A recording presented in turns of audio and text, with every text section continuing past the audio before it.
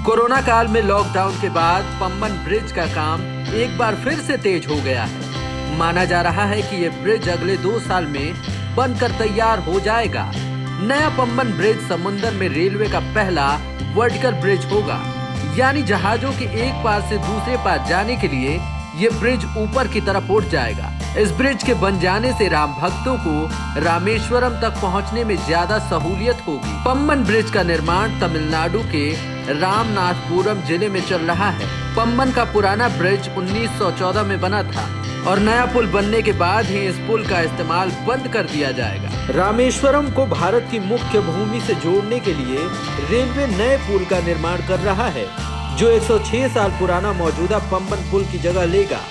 नए पुल को इस तकनीक से बनाया जाएगा कि उसका एक हिस्सा बीच में लिफ्ट की भांति ऊपर उठ जाए और जहाज के आने जाने के लिए रास्ता दे सके।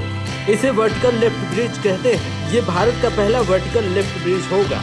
जहाजों के गुजर जाने के बाद पुल का वो हिस्सा फिर से अपनी जगह पर आ जाएगा और ट्रेन वहां से गुजर सकेंगे। पम्बन ब्रिज को दुनिया की सबसे आधुनिक तकनीक से बनाया जा रहा है। इसमें जहाजों को पार कराने के लिए पहली बार वर्टिकल लिफ्ट स्पैन लगा होगा। साथ ही इसमें भविष्य के लिए 2 रेल लाइन और इलेक्ट्रिफिकेशन को ध्यान में रखा जा रहा है। इस नए ब्रिज को पुराने ब्रिज से 3 मीटर ज्यादा ऊंचाई पर बनाया जा रहा है ताकि हाई टाइड के समय इस पर पानी न आ सके। इस ब्रिज पर स्टेनलेस स्टील की पटरियां भी बिछाई जाएंगी, जो भारत में पहली बार होगा। पम्बन का नया ब्रिज करीब 2 किलोमीटर लंबा होगा। ये पुल मंडपम से समुद्र के बीच मौजूदा रामेश्वरम तक बनाया जा रहा है। मंडपम भारतीय प्रायद्वीप में जमीनी सीमा में रेलवे का अंतिम स्टेशन है, जबकि रामेश्वरम मन्नार की खाड़ी में मौजूद है। इस पुल के बन जाने से यहाँ ट्रेन को ज्यादा स्पीड से चलाया जा सकेगा। साथ ही इसमें मालगाड़ियों की भी क्षमता बढ़ा दी जाएगी। सबसे खास बात यह है कि नए पुल से एक बार में बड़ी संख्या में श्रद्धालु रामेश्वरम तक जा सकेंगे। पम्बन ब्रिज का निर्माण करीब 250 करोड़ रुपए की लागत से हो रहा है। इसकी आधारशिला मार्च 2019 में रखी गई थी। पम्बन ब्रिज बनाने की जिम्मेदारी रेल विकास निगम लिमिटेड को दी गई है।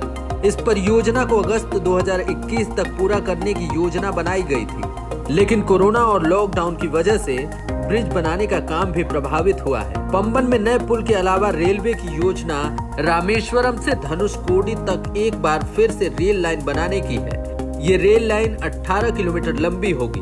धनुषकोडी में ही राम सेतु का एक छोर मौजूद है। 1964 में आए साइक्लोन में ये रेल लाइन पूरी तरह से तबाह हो गई थी। उस वक्त एक ट्रेन इसकी चपेट में भी आ गई थी, जिसमें सवार सभी लोग मारे गए थे।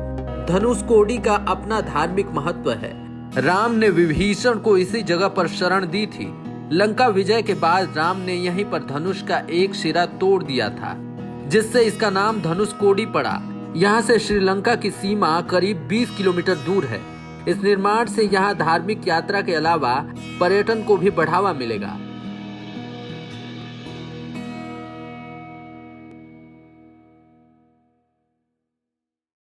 हमारे चैनल को सब्सक्राइब करें और वीडियो सबसे पहले अपने मोबाइल पर पाने के लिए बेल आइकन को दबाएं।